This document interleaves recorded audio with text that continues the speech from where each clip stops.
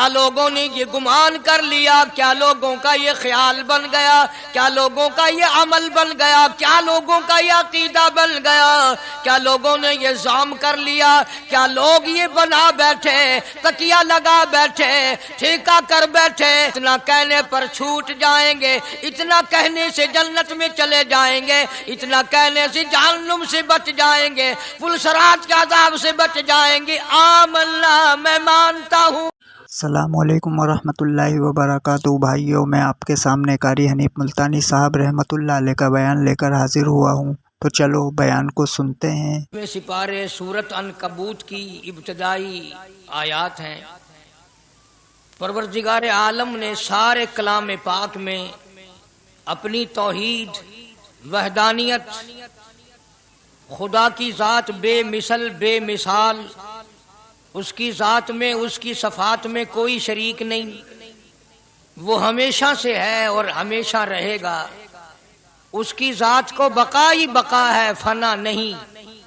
اسی نے اپنی قدرت کاملہ سے نظام کائنات کو پیدا فرمایا اور سارے عالم کے نظام کو وہ خود ہی چلاتا ہے، جدھر کی چاہے ہوا چلائے، جدھر کی چاہے دھوپ چھاؤں کا نظام بنائے۔ وہ کسی معاملے میں بھی کبھی بھی نہ کسی کا محتاج تھا اور نہ ہے۔ وہ چاہے تو راتوں رات فقیر کو تخت تاج دے کر کے تخت شہنشاہی پہ بٹھا دے، وہ اگر چاہے تو بادشاہ کو اٹھا کر پھانسی لگا دے، وہ چاہے تو ایک کو اتنا دے کہ سنبھالا نہ جائے، اور وہ چاہے تو ایک کو اتنا تنگ کر دے کہ بھوک کی وجہ سے موت آ جائے۔ بڑی بے نیاز ذات ہے اس مالک اور قدیر کی۔ نظام شمسی، نظام قمری، ستاروں کا نظام، آسمانوں کا نظام، دریاؤں اور سمندروں کا نظام، سارا وہ خود چلاتا ہے۔ نہ کبھی الیکشن ہوتا ہے، نہ کبھی انتخابات ہوتے ہیں، نہ کبھی یہ سننے میں آیا کہ سمندروں کی چیئرمینی فلاں کو ملے گی، دریاؤں کی چیئرمینی فلاں کو ملے گی۔ فرمایا لم یلد ولم یولد، بس میں ہوں اور کوئی نہیں۔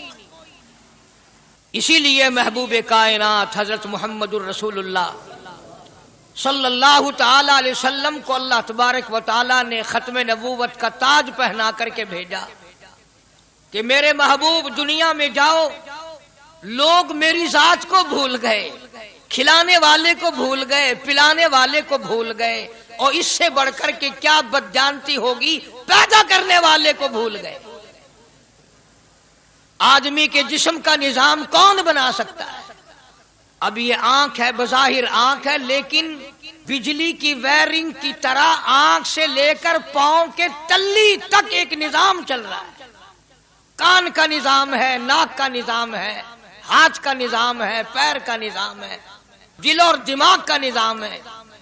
یہ ساری کی ساری چیزیں وہ نہیں بنا سکتا تو اور کون بنانے والا ہے؟ اسی لیے فرمایا کالی کملی والے دنیا میں جاؤ، میرا نام بلند کرو، میری توحید کا جھنڈا بلند کرو، لوگوں کو بتاؤ کہ خالق کو نہ بھولو، مالک کو نہ بھولو، پروردگار کو نہ بھولو، اس رب کو نہ بھولو جس نے یہ سارا جہان بنایا۔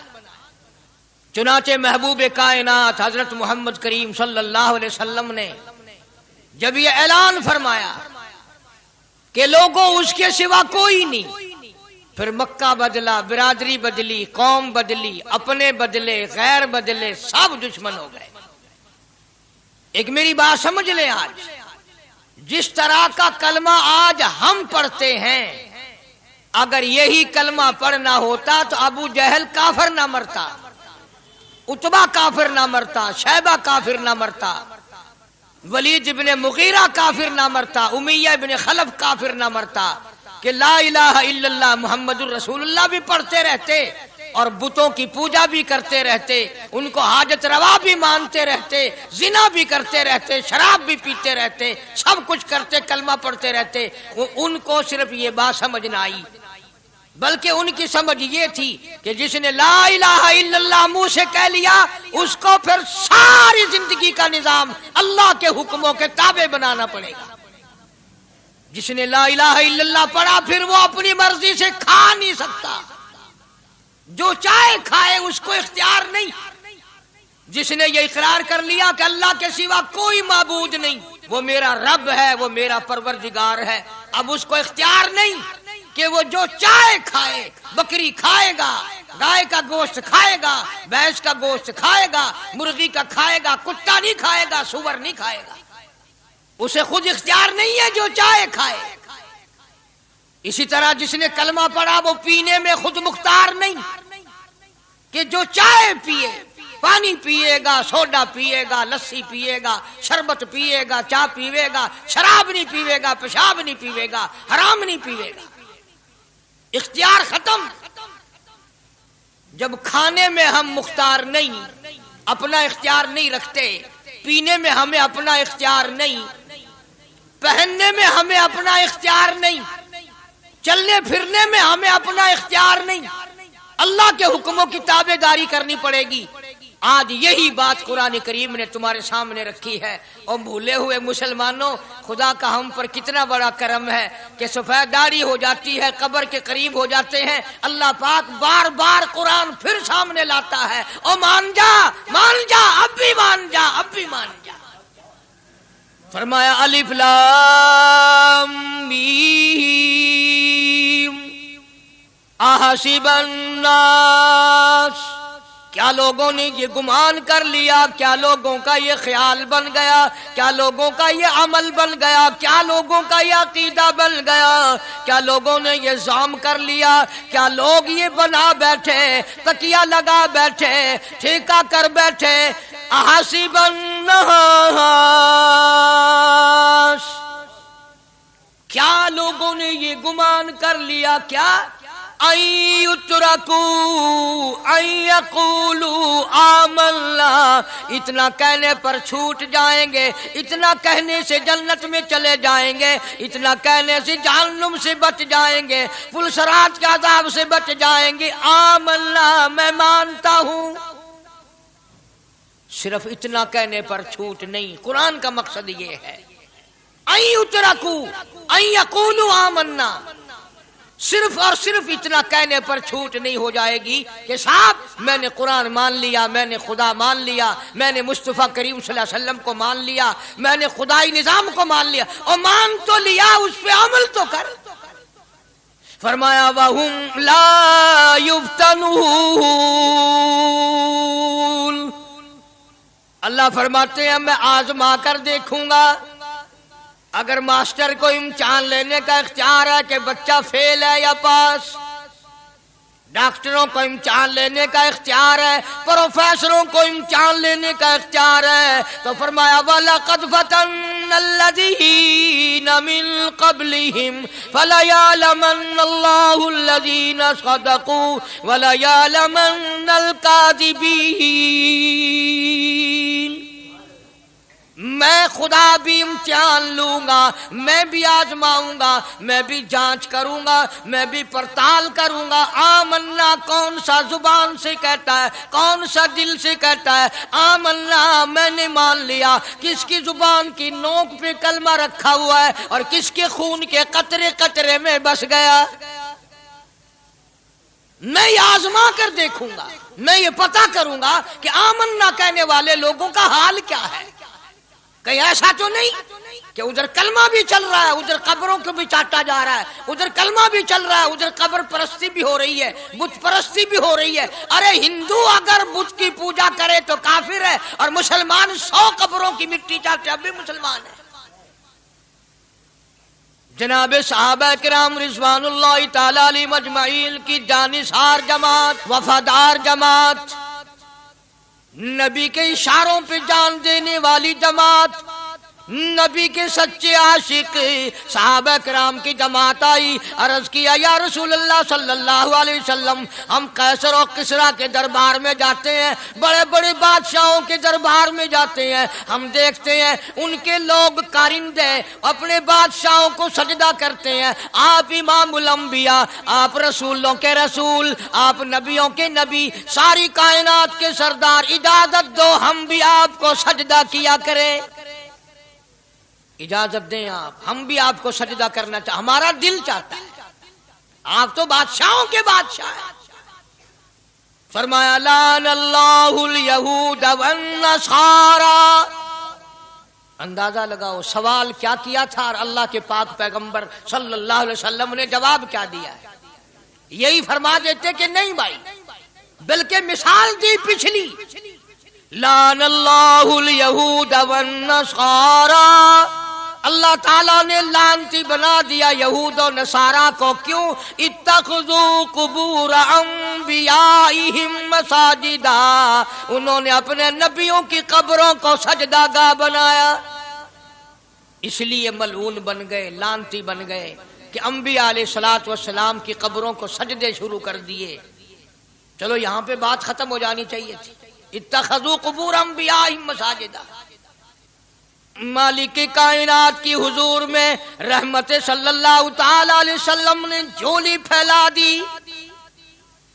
صحابہ اکرام نے ایک سوال کیا، اللہ کے پاک پیغمبر نے اس کا جواب دے دیا، بات ختم ہو گئی. لیکن اللہ کے پاک پیغمبر نے اس بات کو اتنا پختہ کر کے دکھایا اور یہ ثابت کر دیا، میرے صحابہ تم نے سوال کیا، میں نے جواب دے دیا. آگے رب کی حضور میں جھولی پھیلا دی. الہ العالمین تیرے دروازے پہ میرا سوال ہے، اللہم لا تجعل قبری اصنام. مولا میری قبر کو سجدہ گاہ نہ بننے دینا، تجھ سے دعا مانگتا ہوں میری قبر کی سجدہ گاہ نہ بنے، میری قبر کو لوگ بتوں کی طرح سے نہ مانے. لوگ آج ایک بات کرتے ہیں کہ جی ہم نے اپنے باپ دادا کو یوں کرتے دیکھا، اب قرآن ماننے یا دادا پر دادا کو ماننے. محبوب کائنات حضرت محمد کریم صلی اللہ تعالی علیہ وسلم نے جب قوم کے سامنے اللہ کا قرآن رکھا، یہی جواب انہوں نے دیا، وَإِذَا قِيلَ لَهُمْ تَعَالَوْا إِلَى مَا أَنزَلَ اللَّهُ وَإِلَى الرَّسُولِ. مکے والے کہتے تھے او اللہ کے نبی، خدا کی بات مانے، قرآن مانے، رسول کو مانے، ما حسبنا ما وجدنا علیہ آباءنا، یا اس رستے کو ماننے جس پر ہم نے اپنے بڑکوں کو دیکھا، اپنے باپ دادا کو دیکھا، اس رستے پہ چلیں یا قرآن کے رستے پہ چلیں. ظاہر بات ہے ساری برادریاں غلط، ساری رسومات غلط، ساری لغویات غلط، ساری خرافات غلط، سارا جہان کوڑا، کالی کملی والا سچا، سارا جہان جھوٹا، خدا کا قرآن سچا، خدا کی ذات سچی، خدا کا فرمان سچا. پتہ نہیں کتنے لوگ رسمیں بنا بنا کر کر کے تباہ ہو کر دنیا سے رخصت ہو گئے. میں یہ کہتا ہوں بچہ پیدا ہوا، اللہ پاک نے کسی کو اولاد دی، بڑی نعمت ہے. اب بیٹا باپ کا ہے یا ماں کا ہے؟ سنو میری بات، اس ماں اور باپ کو نام رکھنے کا اختیار تو ہے، لیکن ایسے نام رکھنے کی اجازت نہیں جو مسلمانوں کے خلاف ہوں. تم تو اپنے بچوں کا نام رکھنے کے بارے میں بھی اختیار نہیں رکھتے، حالانکہ اولاد تمہاری ہے. تم اپنے بچوں کی پرورش کے بارے میں بھی خود مختار نہیں. اللہ کے پاک پیغمبر صلی اللہ علیہ وسلم نے حکم دیا جب بچہ پیدا ہو سجے کان میں اذان کہو اور کھبے کان میں تکبیر کہو. یہ ثابت کر دو اذان تیری ہو گئی، تکبیر تیری ہو گئی، اب تیری زندگی 50 برس کی ہو، 100 سال کی ہو، بس اتنا وقفہ رہ گیا کہ تکبیر ہو چکی اور اللہ اکبر نیت بندنے کی دیر ہے. ظاہر بات ہے لوگ آج کل لکھے پڑے اعتراض کرتے ہیں کہ ہماری سمجھ میں بات نہیں آتی، دین نہیں سمجھ میں آتا، قرآن سمجھ میں نہیں آتا. اب بتاؤ یہ بچے کے کان میں جو 3 دن کا بچہ ہے اس کے کان میں جو اذان آ رہی ہے اس کا کوئی بظاہر فائدہ ہے؟ جب 80 برس کا بوڑھا اذان سن کر مسجد میں نہیں آتا تو یہ بچہ بیچارہ اذان سن کے کیا کرے گا؟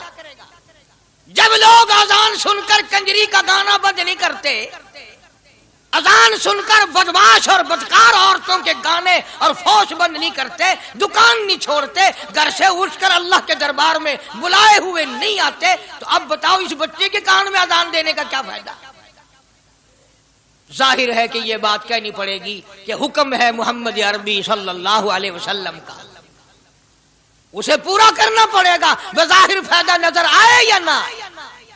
ہم ظاہری فائدے کے پابند نہیں، ظاہری فائدوں کے مفاد کے ہم پابندی نہیں۔ اس لیے میں نے عرض کیا کہ ہم لوگ کسی بارے میں بھی اختیار نہیں رکھتے، سارا دن پانی پیو روٹی کھاؤ، لیکن جب روزہ رکھ لو گے تو اب روٹی کھانے گناہ، پانی پینا گناہ۔ یہی بات میں ثابت کرنا چاہتا ہوں کہ ہم لوگ اختیار میں نہیں ہیں، آزاد نہیں ہے جتنا ہم نے اپنے آپ کو آزاد سمجھا ہوا ہے۔ اس لیے اللہ پاک جل شانہ فرماتے ہیں تبارک الذی بیدہ الملک، ساری برکتیں اسی کے ہاتھ میں ہیں جس کا ملک میں راج ہے، وَهُوَ عَلَىٰ كُلِّ شَيْءٍ قدیر، ہر چیز پہ اسی کا قبضہ، اسی کی قدرت، اسی کی حکمت، اسی کا علم، اسی کی بے نیازی چلے گی، کسی کی بات نہیں چل سکتی۔ انبیاء علیہ السلام کو دیکھو، سلیمان علیہ السلام کی 99 بیوی، ایک پیغمبر اور ایک بادشاہ، اتنا بڑا بادشاہ کہ ہوا تخت اڑائے پھرے، ہوا تخت اڑائے پھرتی ہے سلیمان علیہ السلام کا، سر پہ تاج نبوت ہے، نیچے تخت شہنشاہی ہے، ہوا تخت کو اڑاتی ہے، جہاں سلیمان علیہ السلام چاہتے ہیں ہوا اتار دیتی ہے، اور جہاں چاہتے ہیں ہوا اڑا کر لے جاتی ہے، اور پانی کا پتہ لگانے کے لیے پرندے موجود ہیں، جن تابع، انسان تابع، پرندے تابع، چرندے تابع، مقام اتنا اونچا، بادشاہت بھی دے دی، نبوت بھی دے دی، پیغمبری بھی دے دی، اور اتنی بڑی عظمت بھی دے دی، اور حال یہ ہے کہ 99 بیویوں میں سے ایک انگل کا بچہ پیدا نہیں ہوا۔ دیکھی اس کی بے نیازی، بادشاہ میں نے تجھے بنا دیا، نبی میں نے تجھے بنا دیا، ہوا تخت تیرا اڑائے اڑائے پھرے گی، پوری دنیا میں تو پھرے گا، بادشاہ تیری، نبوت تیری، رسالت میں نے تجھ کو دے دی، پیغمبری میں نے تجھ کو دے دی، جا میری مرضی اولاد نہیں دیتا۔ 99 بیوی، تمہارا کئیوں کا دل تو کر رہا ہوگا ہم بھی اس زمانے میں پیدا ہوتے تو کم سے کم بیویوں کا ایک لشکر تو ہوتا۔ لو کر دیکھو شام کو پتہ لگ ویسے گھڑی دا کیا ٹائم ہے، جہاں کوئی شوق ہوئے کٹ گننے، بڑا مشکل مقام ہے، دو عورتیں کر کے اس زمانے میں جنت میں جائے بڑا مشکل۔ اللہ کے پاک پیغمبر صلی اللہ تعالی علیہ وسلم کا آخری وقت ہے، مرض الموت ہے، آخری دن ہے، آخری بیماری ہے، موت بالکل قریب ہے۔ جناب صفیہ رضی اللہ تعالی عنہ کو بلایا، جناب سودا رضی اللہ تعالی عنہ کو بلایا، ام حبیبہ رضی اللہ تعالی عنہ کو بلایا، حضرت حفصہ رضی اللہ تعالی عنہ کو بلایا، حضرت زینب رضی اللہ تعالی عنہ کو بلایا، ام حبیبہ رضی اللہ تعالی عنہ کو بلایا، ساری گھر والیوں کو، ہماری ماں کو بلا کر اللہ کا پاک پیغمبر فرماتے ہیں، او میری گھر والیوں، میرا آخری وقت قریب ہے، بیماری بڑی سخت ہے، اجازت دے دو میں اپنی بیماری کے دن عائشہ کے حجرے میں گزار لوں۔ امام الانبیاء اجازت لے رہے ہیں، اجازت لے رہے ہیں، تم ناراض گھر بیٹھی رہو، میری باری تھی، میری باری تھی، ساری باری عائشہ کے حجرے میں رکھ دی۔ کتنا خدا کا خوف ہے، کس قدر دل میں اللہ تبارک و تعالیٰ کا ڈر ہے کہ کسی حقدار کے دل میں بھی یہ بات نہ آ جائے کہ میری باری ماری گئی۔ امام الانبیاء محبوب کبریا حضرت محمد مصطفیٰ صلی اللہ تعالی علیہ وسلم نے اجازت لے لی، ساری ہماری ماؤں نے اجازت دے دی، بیماری کے دن ہے، پریشانی کے دن ہے، جہاں آپ کو سہولت ہو ہم بالکل رضامندی سے اجازت دیتے ہیں۔ حجرہ عائشہ میں قیام فرما لیا، نبی نے خدا کا خوف دکھایا، نبی نے خدا کا ڈر دکھایا، نبی نے اپنے دل میں ڈر فرمایا اللہ پاک کو کچھ اور منظور ہے، کالی کملی والے، یہ جو حجرہ عائشہ ہے، یہ جو حجرہ عائشہ ہے جس بستر میں تیری ساتھ عائشہ ہوتی ہے، مجھے اس حجرے سے اتنا پیار ہے، اتنا پیار ہے، اس کے مقابلے کی میرے پاس جنت بھی موجود نہیں۔ اس حجرے میں قیام فرماؤ، یہی حجرہ سب کچھ بنے گا، سب کچھ یہیں سے ہوگا۔ جناب مدنی کریم صلی اللہ تعالی علیہ وسلم نے بالکل آخری وقت، بالکل آخری لمحات فرمایا میری عائشہ مسواک لے آ۔ مسواک لے آئی، فرمایا عائشہ، او میری عائشہ اس کو نرم کر دے، اس کو نرم کر دے۔ اب بتاؤ، مرد کی منشا، مرد کی غرض اگر عورت نہیں سمجھتی تو اور کون سمجھ سکتا ہے؟ کا مطلب یہ نہ تھا کہ لکڑی سے کوٹ کے لیا، کسی روڑے اینٹ سے کوٹ کے نرم کر کے لیا۔ پیغمبر کے فرمان کو عائشہ صدیقہ نے سمجھا، اپنے منہ مبارک میں مسواک کو چبا دیا، اور پھر یہ نہیں فرمایا کہ عائشہ اسے دھو کے لا، سمجھو یہ نہیں فرمایا اسے دھو کے لا، بلکہ وہی لعاب جو حضرت عائشہ کے منہ کا لگا ہوا تھا، پیغمبر خدا صلی اللہ علیہ وسلم نے اپنے منہ مبارک میں وہی مسواک فرمائی، اور اس کے بعد کلی نہیں فرمائی۔ یہ ثابت کر دیا لوگوں، عائشہ مجھے اتنی پیاری ہے، اتنی پیاری ہے، اتنی پیاری ہے کہ میں آخری وقت میں اس کے منہ کا لعاب اپنے منہ میں لے کے جا رہا ہوں۔ تمام چیزیں اللہ پاک خود کرا رہا ہے۔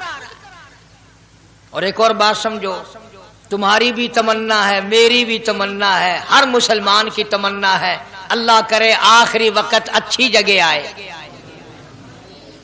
سب کی تمنا ہے سجدے میں موت آئے۔ جو ان آدمی مسجد میں کبھی داخل نہیں ہوتا، آرزو اس کی بھی ہے کہ سجدے میں موت آئے، پاویں ساری عمر سجدہ نہ کرے۔ جو آدمی ساری زندگی خدا کے قرآن کو ہاتھ نہیں لگاتا، قرآن کو آنکھ سے دیکھتا نہیں، تمنا اس کی بھی ہے کہ میری موت قرآن پڑھتے ہوئے کی آئے۔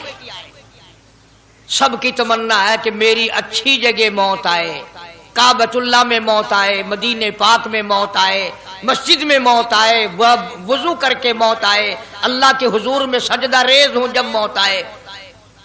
تم یہ تمنا کر سکتے ہو، تمہاری یہ حسرت ہو سکتی ہے، امام الانبیاء کی کوئی تمنا نہیں۔ کالی کملی والے کی بھی تو تمنا ہوگی، یا اللہ سب سے اچھی جگہ میری موت آئے۔ اللہ تبارک و تعالی جل شانہ نے یہ ثابت کر دیا، میرے محبوب تیرے لیے حجرہ عائشہ سے اچھی جگہ آسمانوں پہ بھی نہیں، جنت میں نہیں۔ یہ جو عائشہ کا حجرہ ہے، جہاں جبریل کے سلام آتے ہیں، جہاں خدا کا قرآن نازل ہوتا ہے، اس سے اچھا کوئی ٹھکانہ نہیں۔ اور ایک اور بات سمجھو، آج کل بھی تجربہ کر لیں، باپ سے دھی کو بڑا پیار ہوتا ہے، اور باپ کو بھی اپنی بیٹی سے بڑا پیار ہوتا ہے۔ یوں ہی اگر منہ بنا دے بیٹی ابا کے سامنے اور اتنا سا لفظ کہہ دے ابا، رونے کی شکل بنا کر، خدا گواہ باپ کا کلیجہ پھٹ جاتا ہے۔ کیا ہوا بیٹی، دیے کیے؟ وہ چپ کر ویندی، 10 مینو ہویا کیے؟ چین نہیں آتا جب تک دھی سے پوچھ نہ لے۔ آخری وقت ہے پیغمبر خدا صلی اللہ علیہ وسلم کا، اور حضرت فاطمہ الزہرا رضی اللہ تعالیٰ عنہ اور عائشہ صدیقہ رضی اللہ تعالیٰ عنہ دونوں موجود ہیں۔ اور لوگوں، آج ہمیں باپ کو دنیا سے جاتا ہوا بیٹی دیکھ کر گوارا نہیں کر سکتی، تو فاطمہ الزہرا جس کا ابا کالی کملی والا ہو کیسے گوارا کرتی؟ خود حضرت علی فرماتے ہیں رضی اللہ تعالیٰ عنہ کہ پیغمبر کی وفات کے بعد 6 مہینے فاطمہ الزہرا زندہ رہی، کسی نے ہنستی ہوئی نہیں دیکھی۔ خود حضرت علی گواہ ہے، فرماتے ہیں 6 مہینے میں کبھی پیٹ بھر کے نہیں کھایا، ہر وقت رویا کرتی تھی۔ کبھی کہتی تھی او لوگو، تم نے کن ہاتھوں سے میرے ابا کی قبر پہ مٹی ڈالی؟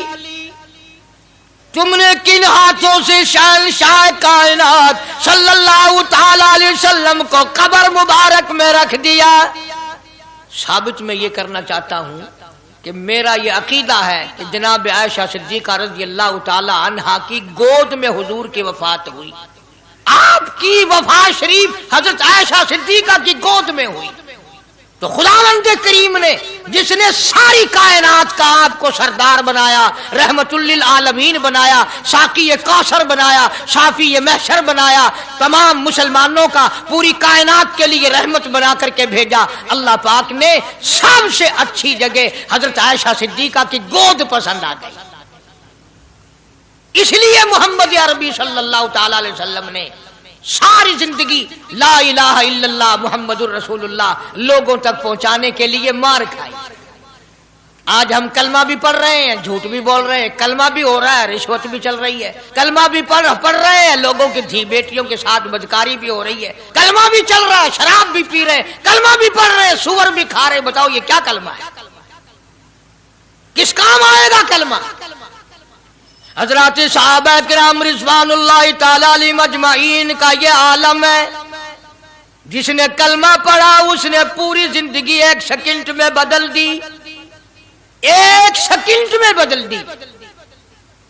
جس دن شراب کی حرمت قرآن میں آئی، شراب کا حرام ہونا قرآن میں آیا، صحابہ کے گھروں میں بھی تھی، مسلمانوں کے گھروں میں بھی شراب تھی، لیکن جب شراب کی حرمت کا حرام ہونے کا قرآن نے اعلان کیا، میں دعوے سے کہتا ہوں، ذمہ داری سے کہتا ہوں، مدینے میں یہودی بھی تھے، ادھر ادھر عیسائی بھی تھے، جو کسی صحابی نے یہ سوچا ہو چلو ہمارے لیے تو حرام ہے، اس کے 4 پیسے تو بنا لے، یہودیوں کو بیچ دے، عیسائیوں کو بیچ دے، وہ تو پابند نہیں، پیسے تو بنائے۔ بلکہ علماء نے لکھا ہے کہ مدینے کی گلیوں میں شراب کا دریا بہہ پڑا، مٹکے توڑ دیے، سرائیاں توڑ دی، بوتلیں مار مار کے دیواروں میں توڑ دی، قرآن آیا، اس کے بعد آخری دم تک کسی صحابی نے پینا تو کیا اس برتن کو بھی ہاتھ نہیں لگایا جس میں شراب تھی۔ آج ہم تو اپنے لیے مسئلہ نکال لیتے ہیں۔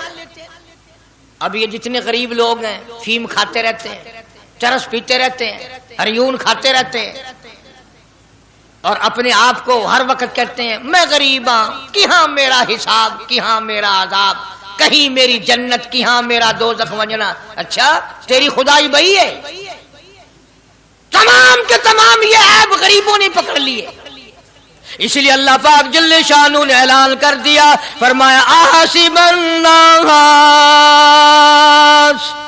کیا لوگوں کا یہ گمان ہے، ان یترکوا، چھوڑ دوں گا میں، ان یقولوا آمنا، صرف آمنا کہنے پر چھوڑ دیے جائیں گے، وہم لا یفتنون، میں آزما کر دیکھوں گا کہ لا الہ الا اللہ محمد الرسول اللہ کے مطابق زندگی ہے کہ نہیں، میرے محبوب کے صورت کے مطابق صورت بنی کہ نہیں، لباس بنا کہ نہیں، کھانا پینا میرے محبوب کی اطاعت کرتے ہوئے غلامی میں کرتا ہے یا خود مختار ہو کر کے کرتا ہے۔ اب ایک سانس میں پانی پی لینا یہ عیسائیوں کی عادت ہے۔ آقا مدنی محمد عربی صلی اللہ علیہ وسلم نے فرمایا 3 سانس لے کر کے پیو۔ اب پیٹ بھی بھر گیا، پانی بھی پیٹ میں چلا گیا، اور کالی کملی والے کی غلامی بھی ہو گئی۔ فرمایا بسم اللہ کر کے پیو، دوسری غلامی ہو گئی، سجے ہاتھ سے پیو، تیسری غلامی ہو گئی، کھانا کھاؤ بسم اللہ پڑھ کے شروع کرو۔ کئی آدمی اگر ایک برتن میں کھائیں تو اپنے آگے سے کھاؤ، یہ نہیں کہ آلو پرلی طرف دھکیلتے جاؤ، بوٹیاں بوٹے اٹھا کے کھاتے جاؤ۔ تمام چیزیں بتائی ہیں محبوب کائنات صلی اللہ علیہ وسلم نے۔ فرمایا کھانے سے پہلے ہاتھ دھو لو، گیلے گیلے ہاتھوں سے، سننے سننے ہاتھوں سے کھانا کھاؤ، برکت ہوگی۔ یہ تو ہے نبی کی سنت۔ اور یہ بھی فرمایا، حضرت عائشہ رضی اللہ تعالیٰ عنہ فرماتی ہیں، سبحان اللہ، ہماری ماں نے ہمیں کیا کیا بتایا کہ اگر کئی آدمیوں کا کھانا گھر سے جاتا، جب برتن واپس آتے، حضرت عائشہ فرماتی ہے رضی اللہ تعالیٰ عنہ کہ برتنوں کو دیکھ کر میں سمجھ جاتی تھی کہ محبوب کائنات صلی اللہ علیہ وسلم نے اس پیالے میں کھانا کھایا۔ کسی نے پوچھا حضرت عائشہ سے کیسے پتا چل جاتا تھا آپ کو؟ فرماتی ہیں وہ اتنا صاف کیا برتن ہوتا تھا، وہ اتنا چاٹ لیا ہوتا تھا کہ اس کے دھونے کی ضرورت نہیں رہتی تھی۔ اب نبی کی سنت ہے برتن کو صاف کرنا، چاٹنا، اور انگریز کی سنت ہے کہ بوٹیاں ساری کھا جاؤ، آلو کا ایک نکرا چھوڑ دو۔ انگریز کی سنت پہ آج مسلمان عمل کرتا ہے، کافر بے ایمان کی بات اپنائی، کالی کملی والے کی سنت کو ٹھکرایا، کھانا کتنا ضائع۔ اب یہ شادیاں ہیں، اگر کوئی فقیر مانگنے آ جائے، چل چل ابھی تو برات بھی نہیں آئی پہلے مانگنے آ گیا، کوئی بھیک مانگنے آ گئی، ون ون جب نکاح تھیا نہیں، جن نے اجن کھادا نہیں، تو پہلے بوکر گندی کھڑی ہے۔ اور ان کے کھانے کے ساتھ ساتھ اتنا برباد ہوتا ہے کھانا، اتنا برباد ہوتا ہے۔ حدیث پاک میں آتا ہے رزق کی بے ادبی کرنے سے رزق میں کمی آتی ہے، اللہ کی عطا کردہ روزی کی بے ادبی نہ کرو، اس کی قدر کرو۔ اسی لیے حکم ہے دسترخوان بچھا کر کے کھانا کھاؤ، جو بھورے گرے ہیں پیروں کے نیچے نہ ملو، رزق بد دعا کرے گا، بلکہ ان بھوروں کو اٹھا کر کیڑیوں کے مکوڑوں کے سوراخ پہ ڈال دو، ایک رزق کی حفاظت ہوگی، دوسرے مخلوق کھائے گی، کیڑیاں کھائیں گی، تجھے دعائیں دیں گی۔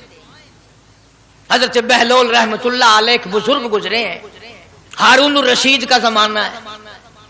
ہارون الرشید کی بیگم زبیدہ بڑی مقدروں والی تھی، بڑی نیک مائی تھی۔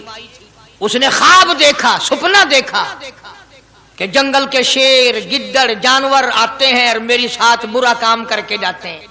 ڈر گئی، خوف کھایا، روئی، یا اللہ میں اتنی بری ہو جاؤں گی کہ جانور بھی میری ساتھ برا کریں گے۔ روتی روتی اللہ والے کی خدمت میں پہنچی کہ حضرت میں نے ایسے ایسے کر کے خواب دیکھا ہے۔ شکر ہے اس زمانے میں فال نامہ نہیں تھا، نہیں تو گھر بہ کے کھول گننے آ بساں وچ وک دینا کہ جیڑا خواب دیکھو اون ویلے تعبیر معلوم کرو، تقدیر دا پتہ کرنا ہوئے اکھیاں نٹ کے انگل رکھو چا تقدیر دا پتہ لگ ویسے۔ بیگم زبیدہ ہارون الرشید کی گھر والی اللہ والے کی خدمت میں آئی، رو رہی ہے، کیوں روئی ہو؟ کہنے لگی ایسا ایسا میں نے خواب دیکھا، سپنا دیکھا، جنگل کے بڑے بڑے موذی جانور چیر پھاڑ کر بھیڑیے بگیاڑ شیر سارے آتے ہیں، میری ساتھ برا کام کر کے جاتے ہیں۔ اللہ والے نے آواز دی مبارک ہو، تو کوئی ایسا کام کرے گی جس سے جنگل کے جانوروں کو بھی فائدہ پہنچے گا۔ چنانچہ بیگم زبیدہ نے نہر زبیدہ بنائی، مکے میں، مدینے میں، عرفات میں، مینا میں، مزدلفہ میں، سب جگہ نہر زبیدہ پھیلی، کروڑوں انسانوں نے پانی پیا، پرندوں نے، چرندوں نے، درندوں نے پانی پیا۔ تو بیگم زبیدہ ہارون الرشید کی گھر والی حضرت بہلول کے پاس چلی گئی، دریا کے کنارے بیٹھا تھا اللہ والا۔ دیکھو لوگ ہمیں کہتے ہیں کہ یہ ولیوں کو نہیں مانتے، وہ بدبختوں ولیوں کو تو مانتے ہیں، ٹھگوں کو نہیں مانتے، ڈاکوؤں کو نہیں مانتے۔ کون کہتا ولیوں کو نہیں مانتے؟ ہم اس کو نہیں مانتے، نہ داڑھی نہ مونچھ، صفا بالکل گونگلو بنا ہوا جڑا ہوئے نا، نہ نیتی نہ قضا کیتی، سانو اے پیروارا نہیں کھاندا جو نماز نہ پڑھے، جس کی شکل محمد کریم صلی اللہ علیہ وسلم جیسی نہیں، جس کی شکل صدیق سے نہ ملے، جس کی شکل علی مرتضیٰ سے نہ ملے، جس کی شکل حسین سے نہ ملے، جس کی شکل سید عبد القادر جیلانی سے ملے، وہ چمچیر تھی سکتا ہے، پیر نہیں تھی سکتا، وہ چمچیر ہے۔ زبیدہ گئی، بہلول سے پوچھا کیا کر رہے ہو؟ انہوں نے کہا جنت بیچ رہا ہوں، بہشت بیچ رہا ہوں۔ انہوں نے کہا کتنے کی؟ کہ 500۔ زبیدہ نے 500 دے دیے، بہلول نے لیے اور دریا میں پھینک دیے۔ زبیدہ کہنے لگی ہائے ہائے ہائے ہائے۔ انہوں نے کہا کیوں؟ پیسے دریا میں پھینک دیے، نہ تیرے کام آئے نہ میرے نہ کسی کے کام آئے۔ اس نے کہا وپار کی بات ہے، کاروبار ہے، میرا مال ہے تیرا تو نہیں، جنت تیری ہو گئی، وڈی میری ہو گئی، میری وردی۔ احترام تھا، لوگ بکواس نہیں کیا کرتے تھے اس زمانے میں۔ آج کل تو اولاد ماں باپ سے حیا نہیں کرتی، عورت خامن سے حیا نہیں کرتی، شاگرد استاد کا حیا نہیں کرتا، مرید اپنے پیر کا حیا نہیں کرتا۔ چلی گئی، جا کے سو گئی، خواب میں دیکھا کہ بہت اعلیٰ درجے کا گلشن ہے، باغیچہ ہے، شاندار محل ہے۔ پوچھا یہ کیا چیز ہے؟ جواب ملا یہ تیری خریدی ہوئی جنت ہے۔ اگلے دن پھر پہنچی، بہلول وہیں بیٹھے ہیں، پوچھا کیا کر رہے ہو؟ کہ جنت بیچ رہا ہوں۔ کتنے کی؟ کہ 5000 کی۔ انہوں نے کہا توبہ توبہ، اتنا مہنگا ہو گیا ایک دن میں۔ انہوں نے پوچھا بہلول منڈی میں مال نہیں رہا یا خریدار زیادہ آ گئے؟ بھی महंगा होने की दो ही सूरतें हैं ना, या माल मुक बन जाए या खरीदार ढेर आ बन जाए, या माल खत्म हो जाए या खरीदार ज्यादा आ जाए। उन्होंने कहा बहलोल बहुत महंगी हो गई एक रात में जन्नत।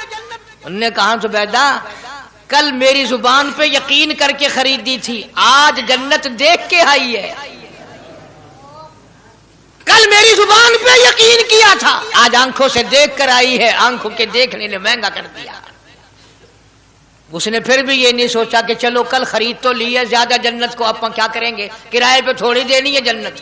कुछ तो साढ़े बिच हो गया ना, तो आख्या चल जितनी मर्जी आवे महंगी करा, सा तो अपनी गिद्दी खड़े हैं, जितनी मर्जी आवे महंगी कर दो।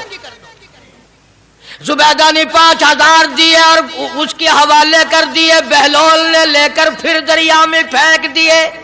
फिर जुबैदा को तकलीफ हुई, उसने कहा ये क्या किया तुमने? फरमाया कमली तुझे पता नहीं, इस अगले इलाके में कहत पड़ा हुआ है, लोग मर्द औरत बच्चे भूखे मर रहे हैं, भूखे मर रहे हैं लोग। मैं जो ये पैसे फेंकता हूं, मछलियां अपने मुंह में लेकर पानी के बहाव के साथ साथ चलती हैं। आगे भूखे लोगों ने कांटे लगा रखे हैं, जाल लगाए हुए हैं, वो मछलियां पकड़ लेते हैं। इनका जब पेट चाक करते हैं, अंदर से आटे के पैसे निकल आते हैं, वो भूखे रोटी खाकर तुझे भी दुआ देते हैं, मुझे भी दुआ करते हैं। मखलूक का भला मनाना सबसे बड़ी इबादत है। आज यही चीज तो मुसलमान से छूट गई कि वो सिर्फ अपनी पेट परस्ती करता है, अपनी गरज परस्ती करता है, अपनी नफ्स परस्ती करता है, इंसानियत के मकाम पर नहीं सोचता कि दूसरा भी मेरे जैसा इंसान है, इसके भी पहलू में दिल है, इसको भी पेट लगा हुआ है, इसके भी बाल बच्चे हैं, इसकी मजबूर, अपना सब कुछ सामने है हर आदमी। इसलिए कुरान करीम ने ऐलान कर दिया कि तुम कलमा पढ़ के जन्नत के ठेकेदार ना बनो।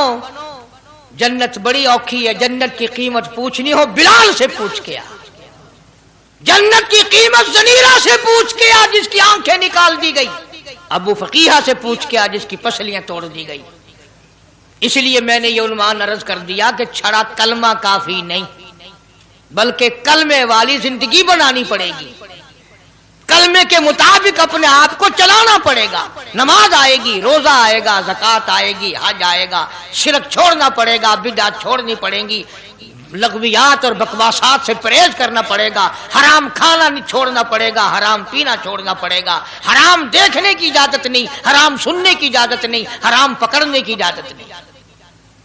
इसलिए अल्लाह तबारक व तआला कुरान करीम में ऐलान करते हैं कि मैं भी तो देखता हूं कि कलमा इसने जुबान की नोक से पढ़ा या दिल से पढ़ा। अगर दिल से पढ़ा तो ये सारी चीजों की परहेजगारी करेगा, मानेगा, हिदायत याफ्ता बन करके जाएगा। जिस चीज से प्यार होता है, जिस चीज से मोहब्बत होती है, या यूं कहो जिस आदमी से मोहब्बत होती है, उसकी हर चीज से प्यार होता है। ये मुमकिन नहीं कि एक आदमी ये कहे कि तेरी शक्ल से तो मुझे प्यार है पर तेरी आंखों से बड़ी नफरत है। उसके अंग अंग से मोहब्बत होती है, हत्ता कि उसके कपड़ों से भी प्यार होता है, उसकी आल औलाद से भी उनस और मोहब्बत होती है। वो कहते हैं ना, मकां को है जीनत मकी के कदम से। ज़र्फ की कीमत जो है वो मजरूफ की वजह से बनती है। अब दुनिया में इस्लाम और ईमान की बुनियाद यही चीज बनेगी कि जैसे कि हुजूर करीम सल्लल्लाहु अलैहि वसल्लम की ज़ात अक़दस से मोहब्बत है, प्यार है, अजमत है, ताल्लुक है, इसी तरह से सहाबा किराम हो या नबी का खानदान हो या नबी का मकान हो या नबी का लाया हुआ दीन हो, हर चीज से प्यार होना चाहिए। ये नहीं कि हुजूर करीम सल्लल्लाहु अलैहि वसल्लम की ज़ात अक़दस से तो मोहब्बत हो, प्यार हो, ताल्लुक हो और आपके निजाम से नफरत हो, फिर मुसलमानी नहीं।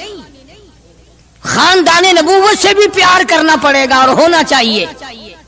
इसीलिए मेरी एक बात दिल की तख्ती पे लिख के ले जाओ कि हमारे नबी की बात भी निराली और हमारे नबी की जमात भी निराली, हमारे नबी की जात भी निराली, शान भी निराली, शहर भी निराला, मुल्क भी निराला। क्या चीज अर्ज करके मैं आपको समझाऊं। अल्लाह पाक को क्या जरूरत पड़ी थी मक्के मदीने की गलियों की कसम खाने की? खुदा को शौक चढ़ा कि पत्थरों की कसम खाना? फरमाया ला उक़सिमु बिहाज़ल बलद, मेरे महबूब जिन गलियों में तेरे कदम लगे हैं, मुझ खुदा को उन गलियों की कसम, उन शहरों की कसम, उस वतन की कसम। انناس وہاں نہیں پیدا ہوتا، سیب وہاں نہیں پیدا ہوتا، انگور وہاں نہیں پیدا ہوتا، غلہ کھانے پینے کا سامان وہاں کچھ نہیں پیدا ہوتا ہے، پہاڑ اور پہاڑ بھی خشک، لیکن محبوب جہاں رہتا ہو اس کی ہر چیز سے پیار ہوتا ہے۔ یہ مثال دینی تو نہیں چاہیے، ویسے سمجھانے کے لیے کہتا ہوں۔ مجنو کو ایک اونٹ والا آدمی مل گیا، اس نے مجنو نے پوچھا کہ تو کہاں چلا ہے؟ تو مشہور تو تھا ہی، لوگ جانتے تھے کہ یہ مجنون نے کہا لیلا کے شہر چلاؤں کہ میرا سلام کہیو بہت بہت، کہ اچھی بات۔ آدھا میل وہ اونٹ والا چلا، پھر دوڑ کے بھاگ کے اسے رلا، کہنے لگا میرا پیغام یاد ہے؟ کہ ہاں یاد ہے، کہ زور زور سے سلام کہنا۔ آدھا میل، ایک میل پھر چلا وہ اونٹ والا، پھر دوڑ کے مل گیا، حتیٰ کہ اس شہر میں ہی پہنچ گیا جہاں اس نے جانا تھا۔ اونٹ والا کہنے لگا رے میرا سر کھاتے کھاتے تو نے یہ وقت کر دیا، تو خود ہی جا کے سلام کہہ لے، اب تو شہر وہی آ گیا، میں کیا کہوں گا۔ تو جب شہر کے اس علاقے میں گیا جہاں لیلا رہتی تھی، تو گلی سے کتا نکلا، مجنو نے بیٹھ کے کتے کے پاؤں چومنے شروع کر دیے۔ لوگ کہنے لگے پاگل ہے، گدھا ہے، دیوانہ ہے۔ مولانا روم فرماتے ہیں، کہنے لگا پائے سگ بوسیدہ مجنو خلقش گفتہ اینچ بہود، پائے سگ بوسیدہ مجنو خلقش گفتہ اینچ بہود، گفت مجنو گاہے گاہے کوئے لیلا رفتہ بہود۔ لوگوں نے کہا پاگل، کتے کے پاؤں چوم رہا ہے، تیری عقل ماری گئی۔ مجنو کہنے لگا پہلے اپنی آنکھوں کا تو علاج کرو، تمہیں کتا تو نظر آتا ہے، یہ نظر نہیں آتا، یہ آیا کس کی گلی سے ہے، نکلا کس کی گلی میں سے ہے۔ جب دل میں کوئی بات سما جائے پھر یہی حال بنا کرتا ہے۔ جنگل میں بیٹھا ہوا مجنو یوں انگلی سے لکیریں نکال رہا تھا، کچھ لکھ رہا تھا اور دیکھ رہا تھا۔ کسی نے پوچھ لیا کیا کر رہا ہے یہاں جنگل میں بیٹھا ہوا؟ کہنے لگا گفت نقشے نام لیلا می رقم، گفت نقشے نام لیلا می رقم، خاطر خود را تسلی میں دہم۔ کہنے لگا لیلا کا نام لکھ لکھ کر دیکھتا ہوں، تسلی دیتا ہوں اپنے دل کو۔ عرض کرنے کا مقصد یہ کہ جب دل میں کسی کی بات سما جائے پھر اس کی شکل سے، پھر اس کے پیر کی خاک سے، ہر چیز سے محبت ہو جاتی ہے۔ تو مسلمان جب کلمہ پڑھتا ہے لا الہ الا اللہ محمد الرسول اللہ صلی اللہ تعالی علیہ وسلم، تو اللہ پاک نے جس نبی کی محبت دلوں میں ڈالی ہے اس کی ہر چیز سے پھر پیار ہونا چاہیے۔ اب جو جماعت نبی کے ساتھ ساری زندگی رہی ہو، آخری وقت تک جس جماعت نے سرکار دو عالم صلی اللہ علیہ وسلم کا ساتھ دیا ہو، وہ جماعت کتنی ممتاز ہوگی، وہ کتنی شان والی جماعت ہوگی کہ معمولی لوگ تو نہیں ہے، اور ان کی بڑی خصوصیات ہیں۔ مثلا ایک قافلہ چل رہا ہے، اور وہ قافلہ اور وہ لشکر بھی کتنا خوش قسمت ہوگا جس میں خود محمد عربی صلی اللہ علیہ وسلم موجود ہے۔ پانی ختم ہو گیا، گرمی تھی، شدت کی بڑی تکلیف ہوئی لوگوں کو بھی جانوروں کو بھی، تو صحابہ کرام نے مشورہ کیا اور اکٹھے ہو کر کے سرکار دو عالم صلی اللہ علیہ وسلم کے دربار عالیہ میں آئے کہ جی پانی نہیں ہے، جانوروں کو بڑی تکلیف ہے اور آدمیوں کو بڑی پیاس ہے، بڑی تکلیف ہے، آپ اللہ پاک سے دعا فرمائیں۔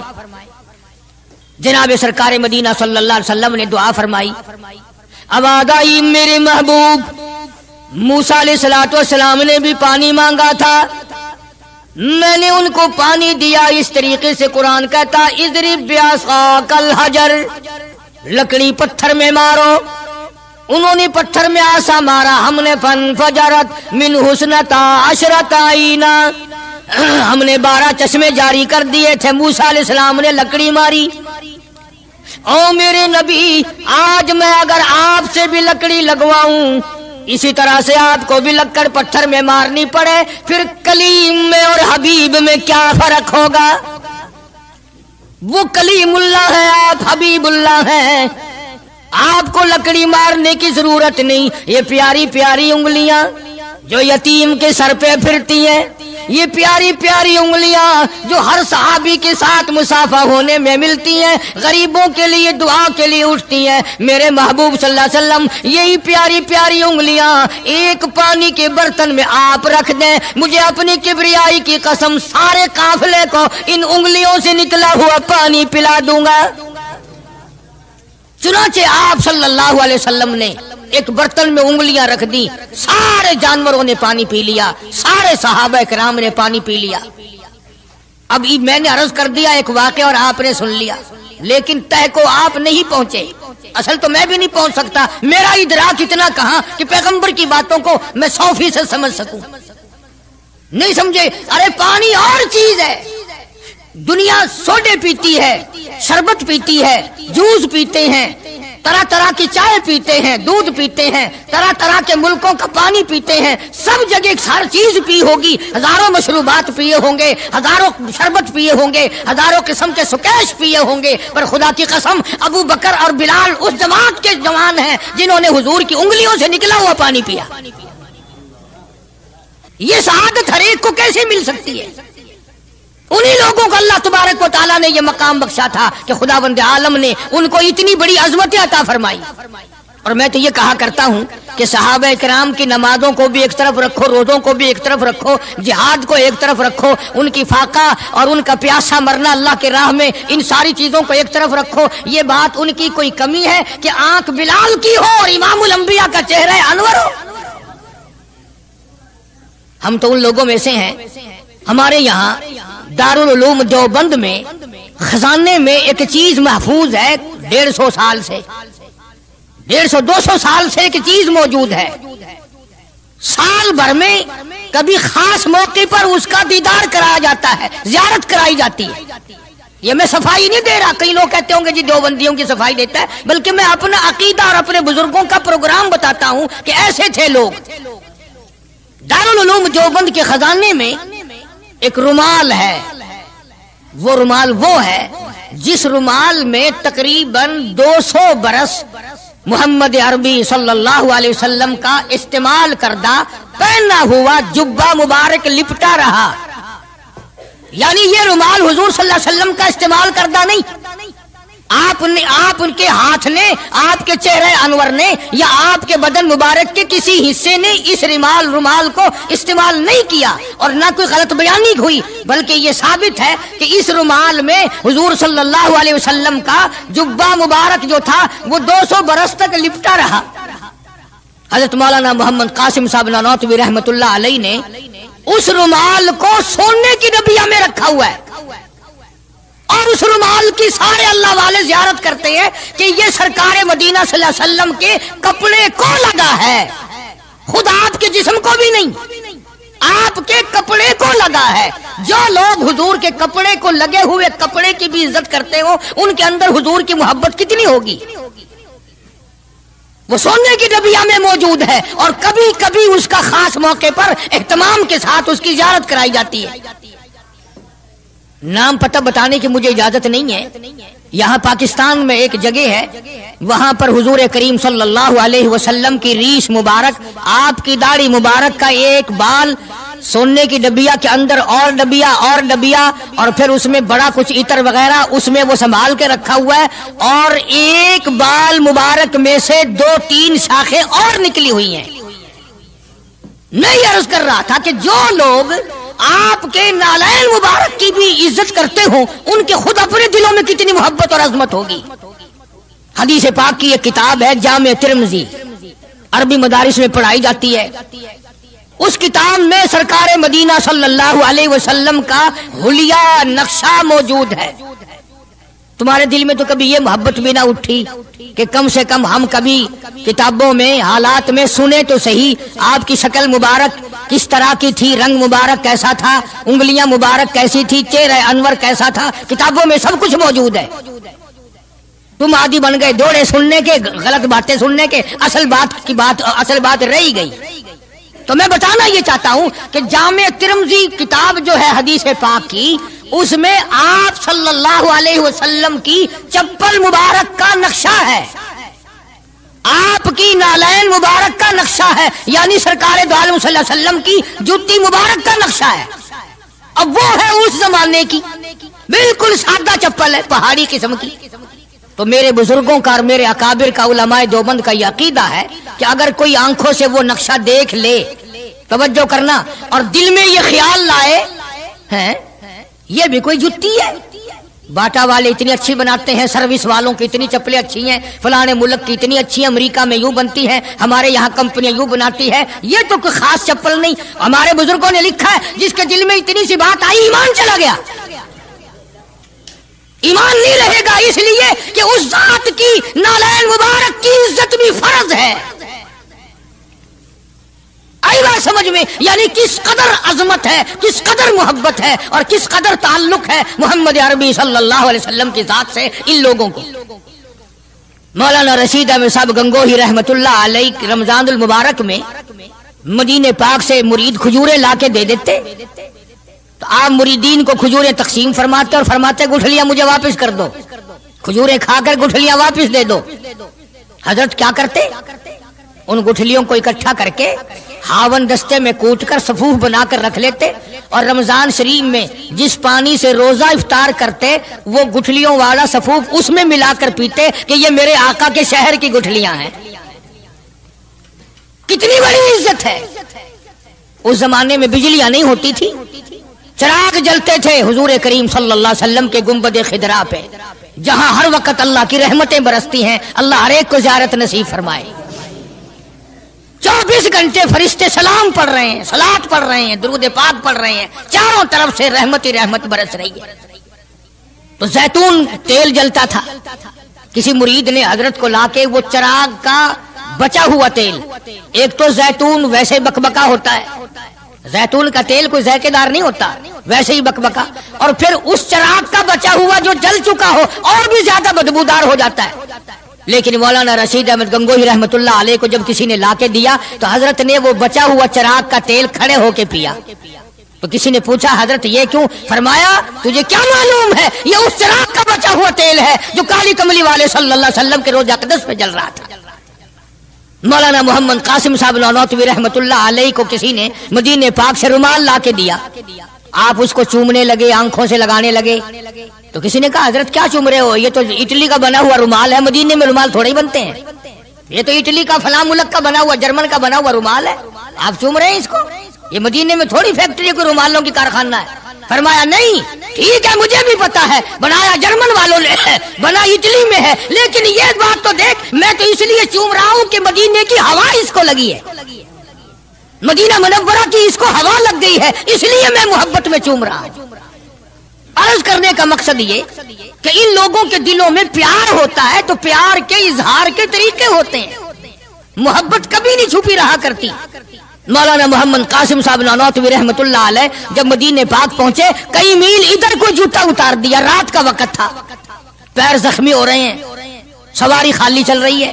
کسی نے عرض کیا حضرت سواری پہ سوار ہو جاؤ، پاؤں زخمی ہو رہے ہیں۔ فرمایا مدینہ میرے آقا کا شہر ہے، سواری پہ چڑھ کر داخل ہوتے ہوئے مدینے پاک میں شرم آتی ہے، مدینے جیسے شہر میں سواری پہ چڑھ کر داخل ہوں۔ چنانچہ جتنے دنوں مدینے پاک میں رہے جوتا نہیں استعمال کیا، جوتا نہیں پہنا مدینے پاک میں رہتے ہوئے مولانا محمد قاسم نانوتوی رحمت اللہ علیہ نے۔ تو شاگردوں نے پوچھا حضرت پتھریلا علاقہ ہے، ٹھوکریں لگتی ہیں، آپ ایسا نہ کریں۔ فرمایا بھائی ڈر لگتا ہے کہیں میرا جوتے والا پیر اس جگہ پر نہ پڑ جائے جہاں میرے آقا حضرت محمد الرسول اللہ صلی اللہ تعالی علیہ وسلم کے قدم مبارک لگا۔ اتنی عظمت، اتنا پیار، اتنا ادب۔ امام مالک رحمت اللہ علیہ نے ساری عمر مدینے پاک میں گزاری، لیکن میں ذمہ داری سے کہتا ہوں 3 میل کے اندر امام مالک نے کبھی پیشاب پخانہ نہیں کیا، مدینے شہر میں امام مالک نے کبھی پیشاب پخانہ نہیں کیا۔ فرماتے تھے میرے آقا کا شہر ہے مجھے شرم آتی ہے۔ اس کا نام عظمت ہے، اس کا نام محبت ہے۔ 2 غزلیں گا لینا یا 2-4 شعر پڑھ لینا اور نہ نماز پڑھنا، نہ روزے رکھنا، نہ قرآن کی تلاوت کرنا، نہ درود شریف کا ورد کرنا اور نہ صحابہ کرام کا ذکر خیر کرنا، یہ محبت کا معیار تمہیں بتایا کس نے ہے؟ تمہیں شکلوں سے پتہ نہیں چلتا کہ یہ حضور کریم صلی اللہ علیہ وسلم کا محبت کرنے والا یا نہیں کرنے والا؟ کیسے محبت کا معیار اپنا سکتے ہیں وہ لوگ، چرس پینے والے، فیم کھانے والے، بھنگ پینے والے، کتوں سے ہر وقت کھیلنے والے، وہ کبھی آقا دو عالم صلی اللہ علیہ وسلم کے خادم ہو ہی نہیں سکتے۔ مولانا محمد قاسم صاحب نانوتوی رحمت اللہ علیہ صحابہ صفہ کے چبوترے تک جاتے ہیں، سلام کے لیے جاتے ہیں، لیکن صحابہ کرام صفہ رضی اللہ تعالیٰ عنہم اجمعین کے چبوترے کے قریب سے رو کر واپس آ جاتے ہیں۔ شاگردوں نے پوچھا حضرت آگے کیوں نہیں تشریف لے جاتے؟ فرمایا بھائی گھبراہٹ ہوتی ہے، شہنشاہ کا دربار ہے، شہنشاہ شہنشاہ کائنات کا دربار ہے، مجھے ڈر لگتا ہے آگے جاتے ہوئے، شرم آتی ہے۔ کئی دنوں کے بعد ماجہ شریف تک گئے، جالیوں کے قریب تک گئے اور وہاں جا کر کے سلام عرض کیا تو مولانا محمد قاسم صاحب نانوتوی رحمت اللہ علیہ ہنستے ہوئے واپس تشریف لائے۔ کسی نے پوچھ لیا اللہ والے کئی دنوں سے تو دیکھا روتے ہوئے واپس آیا کرتے تھے، آج مسکراتے ہوئے آئے ہو؟ فرمایا الحمدللہ کام بن گیا، کام بن گیا۔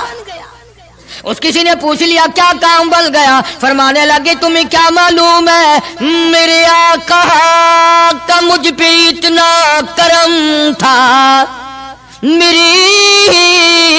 میرے آقا کا مجھ پہ اتنا کرم تھا، بھر دیا میرا دامن پھیلانے سے پہلے، میرے آقا کا مجھ پہ اتنا کرم تھا، نشہ رنگ لایا پلانے سے پہلے، اور بھر دیا میرا دامن پھیلانے سے پہلے، مجھے کالی کملی والے صلی اللہ علیہ وسلم نے دودھ پلا دیا، علم حدیث پلا دیا۔